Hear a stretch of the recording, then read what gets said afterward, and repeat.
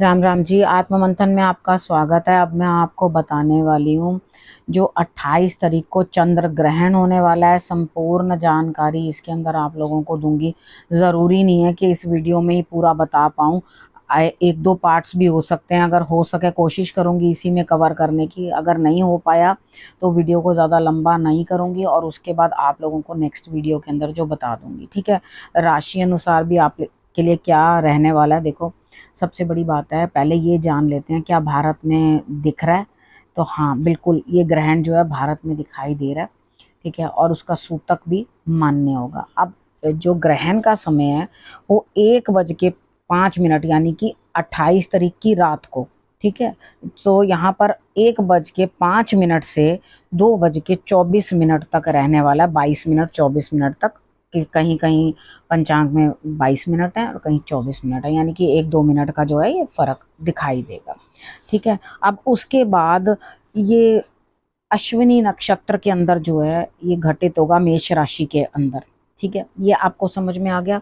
उसके बाद सूतक 9 घंटे पहले चंद्र ग्रहण का, देखो सूर्य ग्रहण का जो है वो ज़्यादा टाइम के लिए होता है और यहाँ इसके लिए जो है वो 9 घंटे का होता है चंद्र ग्रहण के लिए।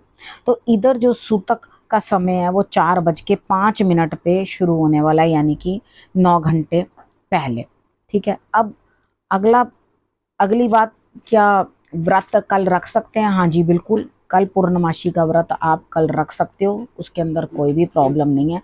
आराम से व्रत रखो। अब व्रत का खाना किस टाइम खाना है, क्योंकि चंद्रमा के दर्शन करके ही तो पूर्णिमा का व्रत आप खोलते हो ना। इधर आप देखना, अगर आपको चंद्रमा के दर्शन करने हैं तो आप 6 बजे तक कर सकते हो। सूतक लगने से पहले आप भोजन ग्रहण कर सकते हो, तब कर लेना। चंद्रमा को अर्क जो है वो बाद में दे देना, कोई प्रॉब्लम नहीं है उसमें।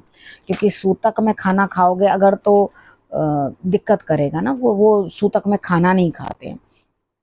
अगर आप सूतक का परहेज नहीं करना चाहते हो, आपको लगता है नहीं हमसे इतना नहीं होता, तो वो कोई बात नहीं, कोई दिक्कत नहीं है, आप सूतक के टाइम पे खाना खा सकते हो। ठीक है, व्रत का। लेकिन उस चीज़ का अवॉइड करो तो ज़्यादा बेटर है। उसका रीज़न क्या है कि सूतक तो स्टार्ट हो ही चुका होता है, यानी कि दिक्कत तो शुरू हो ही जाती है ग्रहण वाली। तो यहाँ जो मेन जो टाइम मैंने आपको बताया वो 1:05 से लेके 2:24 तक है। पंचांग के अंदर आप देख लेना, आपको मध्य मोक्ष सूतक काल का टाइम भी सब चीज़ उसके अंदर मैंने बता दी है। ठीक है। अब यहाँ पे व्रत आप 4 बजे से पहले जो है अपना खोल सकते हो, उससे पहले ही कर लेना। सूतक के टाइम के अंदर ही आपने क्या करना है, मंदिर को बंद कर देना है। आपका मंदिर बाहर तो नहीं खुले होंगे, घर का जो भी आपकी मंदिर है उसको भी आपने ऐसे करना, देखो चुन्नी लेकर या कोई कपड़ा लेकर उसको ढक देना। बहुत मोटा कपड़ा नहीं लेना, कोई हमारे मुंह पे इतना कपड़ा रख दे तो हमसे भी सांस लिया नहीं जाएगा।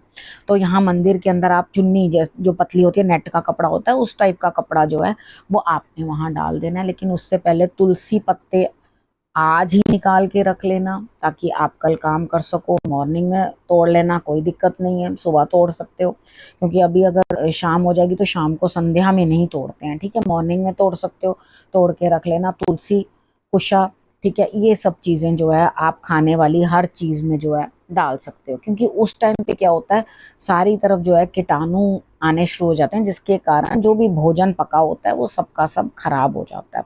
ठीक है। तो हम जो भी अचार हो गए या कोई खाना हो गया उसके अंदर हम लोग क्या करते हैं, तुलसी का पत्ता रख देते हैं। फ्रिज में चीज़ें पड़ी होती हैं उसमें भी तुलसी का पत्ता रखना है, ताकि दिक्कत ना आए। तुलसी या कुशा दोनों में से आप जो चीज़ यूज़ करना चाहो उसको यूज़ कर लो। ठीक है। अब व्रत का मैंने बता दिया, 4 बजे से पहले का भोजन कर लेना। ठीक है। अपनी साइड से अर्घ भी दे देना, अगर आपको लगे कि अभी नहीं तो 6 बजे के करीब अर्घ दे देना, कोई दिक्कत नहीं है। ठीक है। कभी कभी क्या होता है, कुछ कॉम्प्लिकेशंस आ जाती हैं क्योंकि ग्रहण इस समय में आ गया। ठीक है। तो ग्रहण को किस तरह से हमने अब मैनेज करना और क्या चीज़ें करनी है वो मैं आपको बता रही हूँ। अगर आप लोगों ने, अब बात करते हैं कि खीर बना सकते हैं। ठीक है, क्योंकि हर बार जो होता है शरद पूर्णिमा भी है तो हम लोग खीर जो है वो बनाते हैं। अब खीर क्यों बनाते हैं इस समय में? सबसे पहले देखो, आश्विन माह के अंदर जो भी ये शरद पूर्णिमा आती है, अश्विनी कुमारों से कनेक्टेड है नक्षत्र। ठीक है। अब यहाँ पर क्या है, वो मेडिसन के देव हैं। ठीक है, जो दवाइयाँ हैं ना उसके रिलेटेड। तो ये जो खीर बनती है उस दिन, वो अपने अंदर बहुत सारी चीज़ें जो हैं, शुद्धियाँ, बहुत अच्छी हेल्थ, उसको कहते हैं कि उस खीर को खाने से जो है हमें जो भी कोई रोग, पुराने रोग हो, कोई दिक्कत हो, मेंटल स्ट्रेस हो, मानसिक संतुलन बिगड़ा हो, गड़बड़ाया हो, तो वो सब चीज़ें जो हैं इसके अंदर आपको अच्छा रिजल्ट देती हैं, चंद्रमा को मजबूत करने में, स्ट्रॉन्ग करने में जो है वो हेल्प करती हैं। ठीक है, अब यहाँ पर आप ये चीज़ समझ लो, चंद्रमा तो आपका मजबूत हो रहा है इस चीज़ से, लेकिन अब यहाँ पे ग्रहण है। अब ग्रहण वाले दिन करें तो करें क्या, खीर पहले से बना के रख लो। रखने के बाद आप में तुलसी का पत्ता डाल दो। ठीक है, 10 बजे तक, सूतक जरूर है लेकिन ग्रहण तो नहीं लगाना, तो यहाँ पर आप उसको बाहर 10 o'clock तक रख सकते हो। ठीक है, रखने के बाद उसे उठा लो। उठाने के बाद उस तुलसी का पत्ता पहले ही डाल देना। ठीक है, वो डालने के बाद आप उसमें रख देना। 10 बजे के करीब आप उसको वापस उठाकर अपने फ्रिज के अंदर रख देना उस खीर को।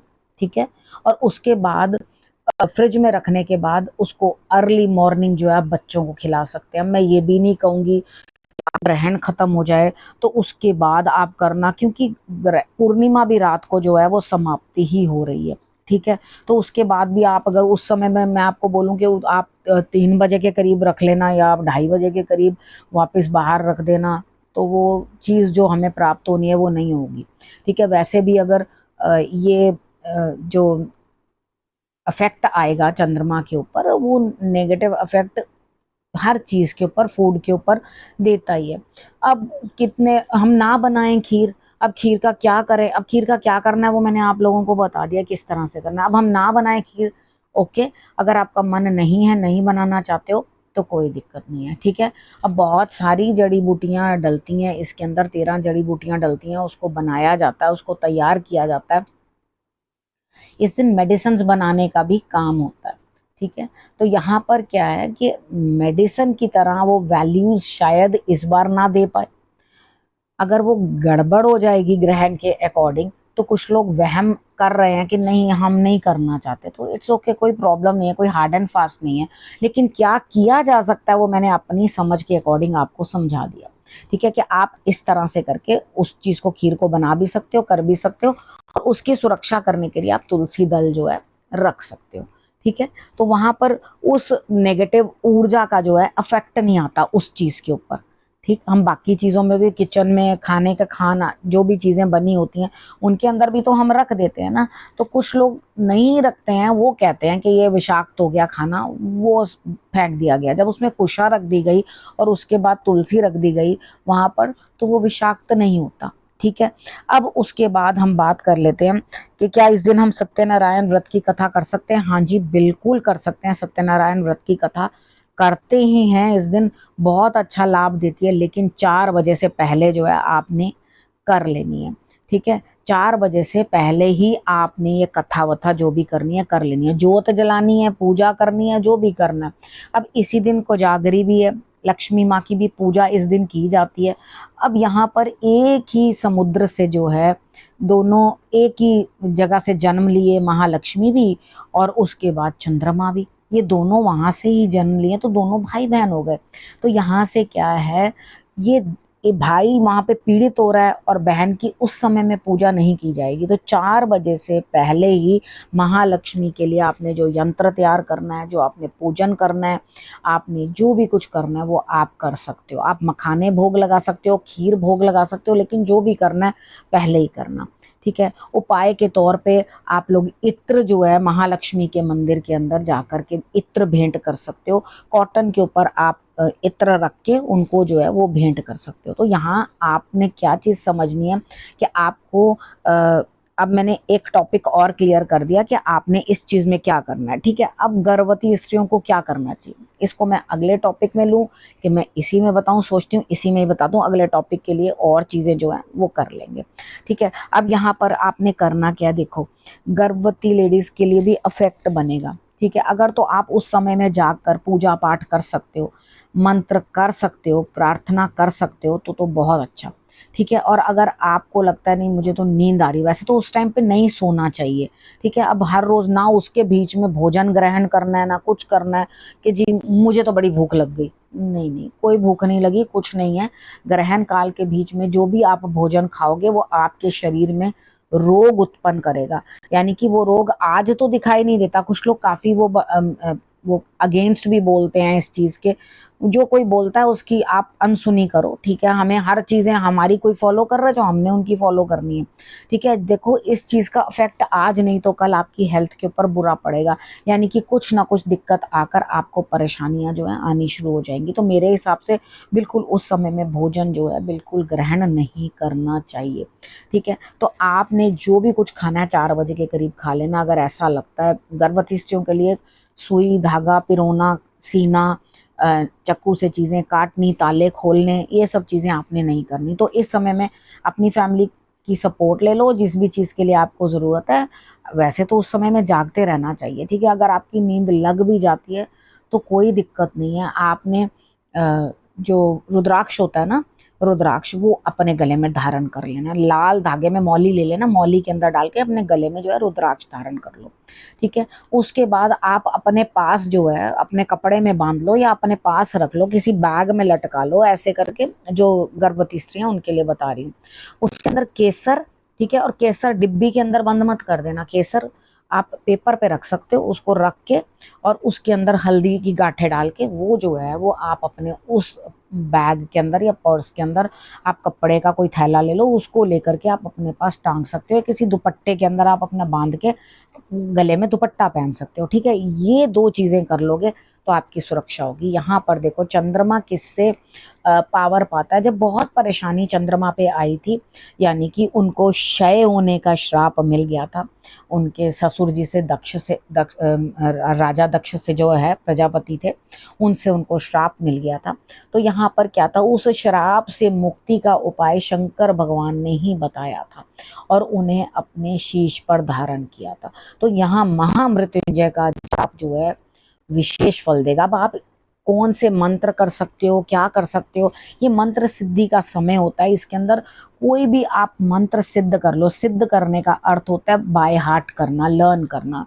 ये कोई गलत कोई वो चीज़ नहीं है जिसके अंदर आपने कोई गलत चीज़ को जो अपना लिया और उसके बाद आपके किसी का कोई नुकसान हो रहा है, ऐसा कुछ नहीं है। आप महामृत्युंजय का जाप जो है वो सिद्ध कर सकते हो। उसके बाद आप महालक्ष्मी के जाप जो है वो सिद्ध कर सकते हो, उनके मंत्र सिद्ध कर सकते हो। चंद्रमा के मंत्र को आप उच्चारण कर सकते हो, ठीक है। ओम चंद्रमासाय नमः कर सकते हो। आपको जो भी अच्छा लगे ना वो आप जो है मंत्र इसके अंदर यूज कर सकते हो। या एक मंत्र और मैं आपको बता देती हूँ, ओम श्राम श्रीम श्रोम से चंद्र चंद्राय नमः, ठीक है। ये वाला मंत्र आप जो है कर सकते हो, चंद्रमा के रिलेटेड है। नहीं तो शिव शंभू का नाम ले सकते हो, ओम नमः शिवाय बोल सकते हो। ये मतलब कोई भी आप जाप जो है वो करोगे वो आपको सिद्ध हो जाएगा। अब आपको ये भी पता चल गया कि कैसे आपने मंत्र को जो है सिद्ध करना है, ठीक है। अब इस विषय को यहीं करती हूँ समाप्त, क्योंकि अगले विषय में आपके लिए बाकी की चीजें आपको बताऊंगी, कहाँ कहाँ ग्रहण लग रहा है, क्या हो रहा है वो बताऊंगी, राशि अनुसार आपके लिए क्या फल रहने वाला है। और कल बताऊंगी आपको कि आपको चीजें जो है वो दान करनी है, या कोशिश करूंगी आज ही बता दूं, ठीक है। जितना मैक्सिमम आपको दे पाऊंगी उतना मैं दूंगी, ठीक है। अब करना क्या, रखना अपना और अपनों का बहुत अच्छे से ध्यान, और फिर से मेरे आने का करना इंतजार। तब तक के लिए नमस्कार।